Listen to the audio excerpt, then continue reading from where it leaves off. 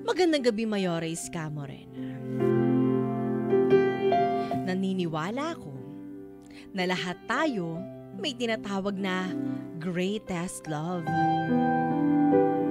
Yung kahit matagal na kayong hiwalay, hindi pa rin siya nawawala sa puso mo.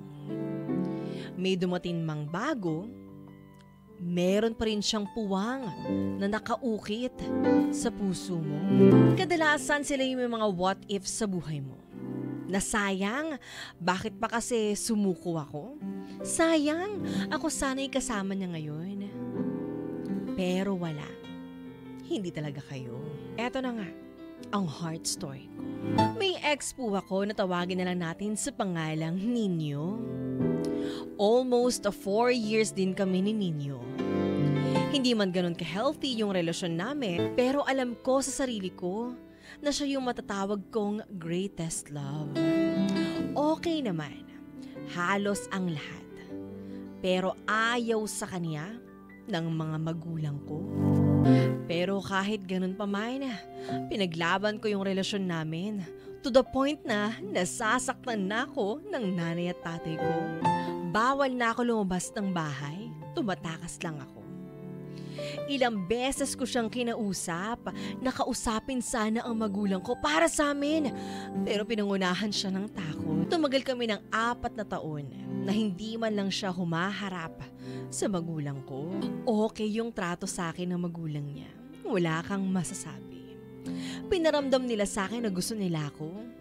Ang naging problema lang talaga, si Nino, hindi niya kayang humarap sa mga magulang ko.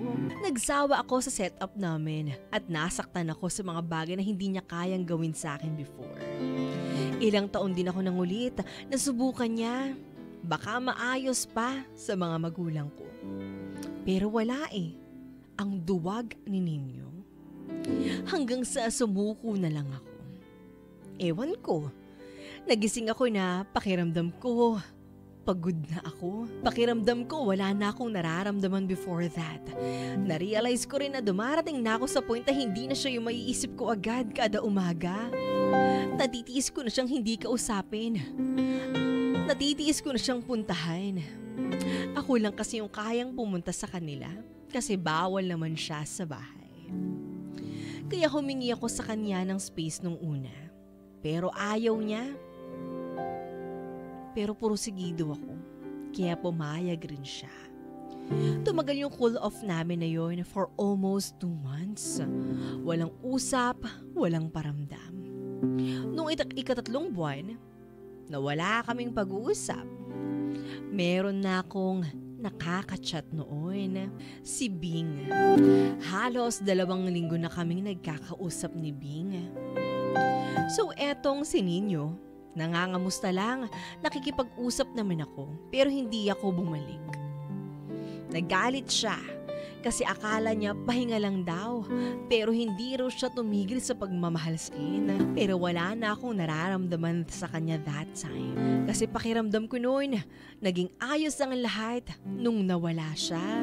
Kaya natatakot ako na baka buong pag bumalik ako, maging gano'n na naman yung setup naming dalawa. At tumagal yun ng buwan na nangulit.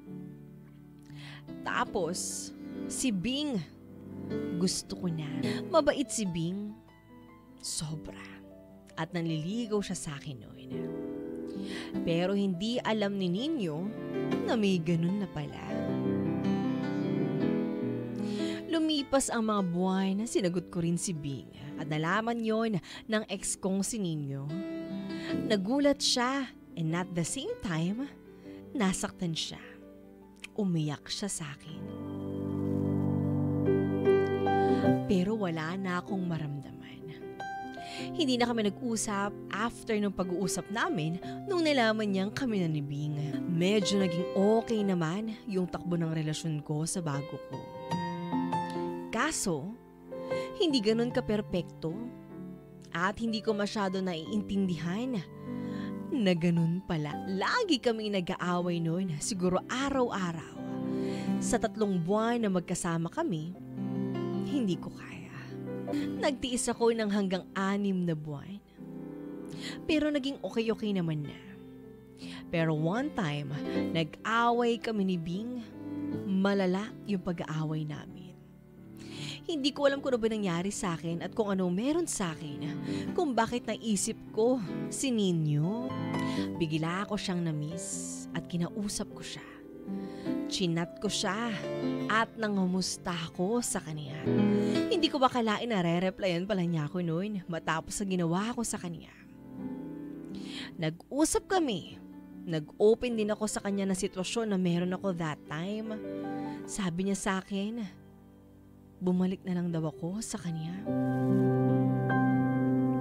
Alam kong mali yun, kaya naman hindi ko na siya na-replyan. Naging okay rin naman kami agad ng boyfriend ko nung si Bing. Hindi ko na rin sinabi sa kanya na nakausap ko si Ninyo noon. Tinago ko. Pero yung pag-uusap na yon, naulit yun na naulit ng maraming beses. Every time na nag-uusap kami ng boyfriend kong si Bing, si Ninyo ang tinatakbuhan ko. Sumasaya ako kasi napapasaya niya ako tuwing malungkot ako kay Bing. At mga panahon na yun, hindi ko naisip na mali yun.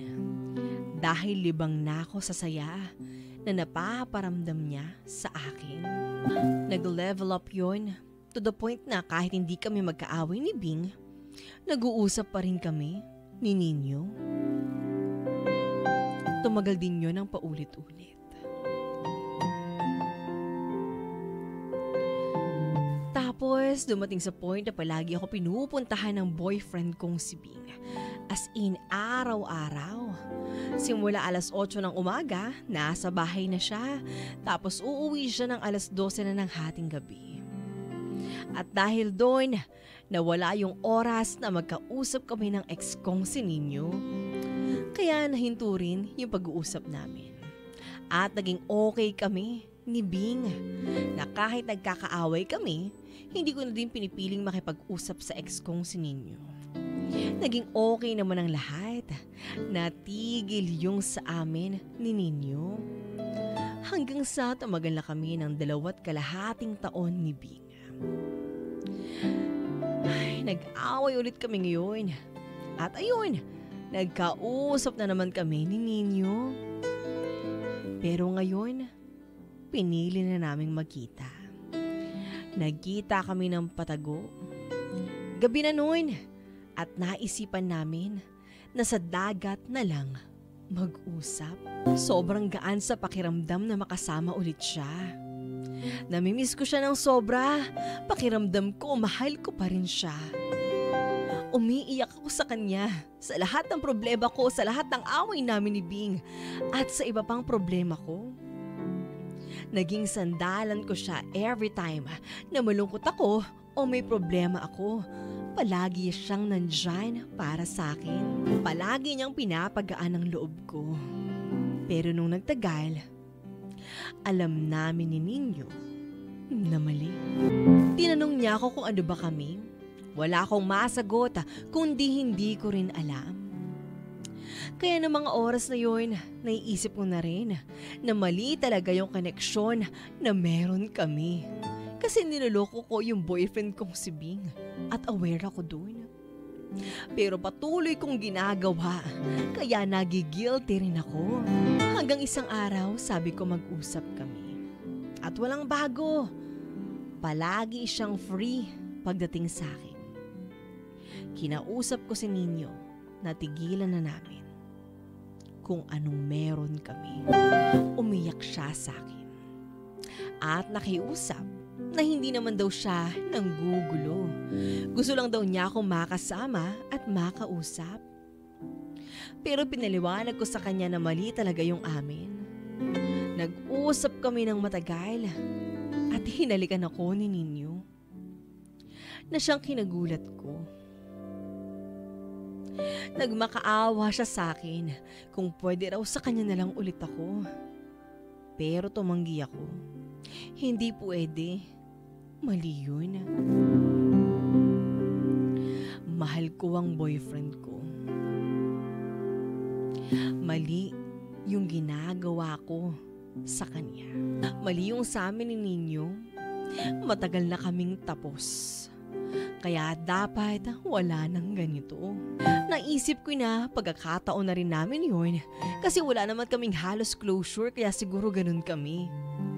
Pero sobra yung pagmamakaawa niya sa akin. Na wag ko raw siyang iwan, na pwede naman daw siya sa ganung setup, ayusin daw namin paunti-unti. Pero ayoko maging selfish. Nakakakonsensya para sa boyfriend kong si Bing. Alam ko na mahal ako noon. Masyado lang ako nahihibang. Kaya pakiramdam ko okay noon yung ginagawa ko na makipag-usap sa ex kong si Nino. Mayora Iska Morena, hindi ko na siya kinausap. Nag-focus na ako sa boyfriend ko. And every time na magkakasalubong kami, hindi ko pa rin kinakausap. Kita ko pa rin ang lungkot sa mga mata ng ex ko. Minsan nga, nangiti siya. Kumakaway kahit kasama ko yung boyfriend ko ngayong si Bing. Pero iniiwasan ko. Ayoko magkaroon ng mali siya. May mga panahon na naalala ko pa rin siya every time na pinupuntahan o may gagawin kami ng boyfriend ko na nagawa na namin before ni Nino. Concerned pa rin ako sa kanya. Curious pa rin ako sa buhay niya. Pero pinipigilan ko yung sarili ko kasi maayos ang relasyon namin ng boyfriend ko. At ayokong masira yun sa pagkakamali ko. Sa sobrang pagkakamali. Kasi naiisip ko, kasi sumuko na ako sa amin ni Nino. Pero narealize ko na baka ganun talaga para makilala ko si Bing. Akala ko talaga yung greatest love at true love ay pwede mong mahanap sa isang tao. Pero kaya pala greatest kasi kailangan niyang mawala in order for you to find your true love. Mayora Iska Morena, ganun pala talaga yun. Tao lang naman ako, natutukso, nagkakamali. Alam ko, sa puso ko, na may lugar pa si Nino rito. Pero mas mahal ko, si Bing. Pero nalilito ako. Mayora Iska Morena, pwede ba akong pumili? Kasi hanggang ngayon, nananatili pa rin sa akin yung nararamdaman ko para kay Nino. Hanggang sa muli, Mayora Iska Morena. Ako po si Mabel. At ito, ang aking Heart Stories. Ka-winner, napakinggan nga natin ang Heart Story ni Mabel na kung saan hanggang ngayon, hindi raw niya makalimutan ang kanyang greatest love. Na kahit na alam niyang mali, na kahit na alam niya na may boyfriend siya ngayon, hindi niya makalimutan ang pagmamahal na meron siya sa ex-boyfriend niyang si Nino. Na kahit na mahal niya yung boyfriend niya ngayon, she always finds herself running back to Nino. Ang greatest love daw ba talaga hindi mo makakalimutan? Ka-winner, ano ba pinagkaiba ng greatest love sa true love? Kasi sabi rito ni Mabel, hindi mo raw malalaman o makikilala ang true love mo kung hindi ka nasaktan ng greatest love mo. Alam mo, Mabel, kahit saang anggulo mong tignan, ikaw ang may mali, ikaw ang may sala. Tapos sisisihin niyo ang lahat ng lalaki na humihinga ngayon. May mga babae rin talaga, mga ka-winner, na hindi nila alam na nagloloko na sila, na nag-cheat na sila.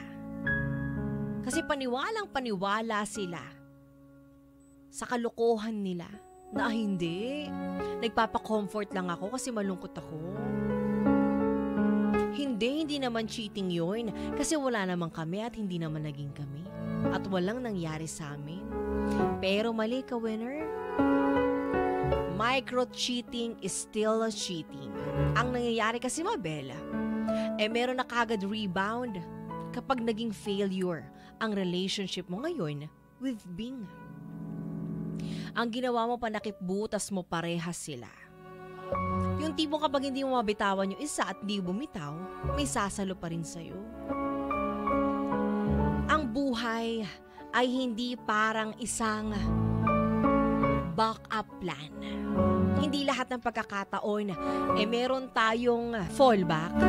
Kasi may mga pagkakataon ka, winner, na kailangan lang natin mamili. Kahit makasakit tayo at kahit masaktan tayo. Mabel, kung ako sa'yo, wala kang pipiliin kay Bing at kay Nino. Piliin mo munang ayusin niyang sarili mo. Hindi ka pa capable humawak at mag-handle na isang relationship. Hindi mo pa kayang manatili sa iisang tao. Alam mo yung tipong hinahanap mo sa iba yung wala dun sa isa? Tapos pagsasamahin mo na lang sila. Hindi yan kulay. Na kulay red at kulay blue. Na paghahaluin mo kasi gusto mong makakuha ng kulay violet. Hindi palaging Pasko, Mabel, na lahat ng pabor nasa'yo. Alam ko naman na happiness is a choice. Love is a choice. Pero Mabel, piliin mo ang pagmamahal na hindi ka makakasakit. Alam kong lagi kong pinopromote dito ang self-love na piliin mo kung saan ka magiging masaya, Mabel. Pero hindi pagmamahal yan kung nakakasakit ka. Hindi pagmamahal yan kung may inaapakan kang iba. Mabel, sana dumating yung time na ikaw naman ang makaramdam ng ganyan. Na ikaw ang maisahan ng pagmamahal. Na ikaw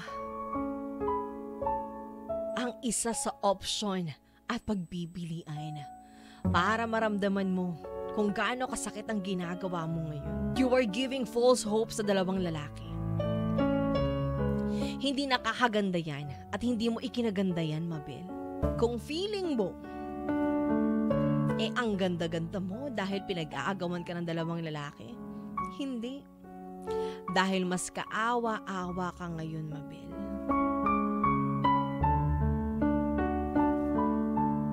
Again, wala kang pipiliin sa dalawa. Kasi selfish ka. At ngayon, hindi ko kakampihan ng babae. Hindi ko kakampihan ang point of view ng isang babae ngayon. Kasi alam kong mali. How would you feel, Mabel, kapag ikaw ang ginawang panakipbutas, kapag ikaw ang ginawang rebound? Diba iiyak-iyak ka, magpapadala ka rin ng heart story mo dito sa akin? At manghihingi ka ng advice ko noon dapat mong gawin? Huwag natin gawing biktima yung mga sarili natin. Kasi Mabel, hindi ikaw ang biktima rito. Naiintindihan ko na nung umpisa na yung ex-boyfriend mong si Nino hindi ka pinaglaban ng dahil lang sa religion nyo parehas. Na hindi siya humaharap sa magulang mo. Doon pa lang dapat, Mabel, alam mo na hindi siya ang para sa'yo. Kasi ang lalaki totoong mahal ka, ipaglalaban ka. Parehas lang kayo naggagamitan, parehas kayo nag-uutakan. Kaya Mabel, better be alone hanggang maghili ang sarili mo. Kasi hindi mo kayang magmahal ng isa hanggat hindi mo kayang mahalin yung sarili mo at hindi mo kayang tanggapin na maski sa sarili mo may pagkukulang ka. Ka-winner! Narito na ang mga text ng ating mga ka-winner sa ating text line. Magandang gabi, Mayores Camarena. Ang masasabi ko lang po kay Mabel ay two-timer po siya ng paulit-ulit.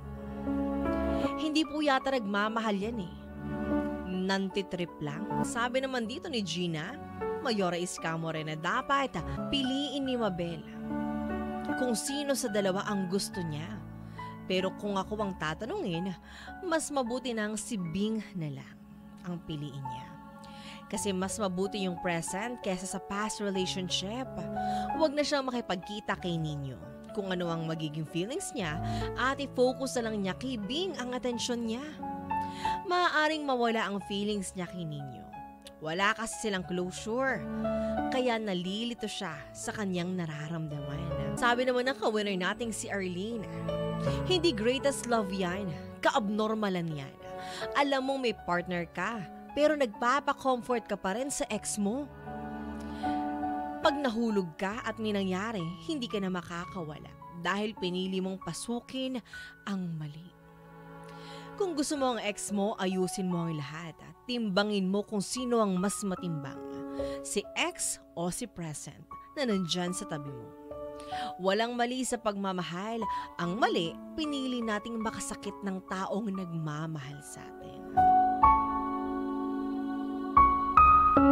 Ang sabi naman ni Aya, choose one sender. Para ang nangyayari kasi, rebound mo yung isa. Considered as cheating yung ginagawa mo. Tapos, pag sa'yo ginawa, sinusumpa mo ang mga lalaki. Come on, wake up. Do the right thing. Huwag mo sila ariin parehas. Sabi naman dito ni Chris, hindi yan greatest love. Immaturity yan. Mag-mature ka muna bago ka pumasok sa isang relasyon para alam mo kung sino talaga ang gusto mo. Sabi naman ni Erica May, napaka-unfair mo naman, sender. X is X. Greatest love ka pa dyan. Sana matauhan ka kasi in the end, kayo lang din ang masasaktan. Tsaka take note, cool off lang kayo nung ex mo. Pero nagpapaligaw ka na sa iba.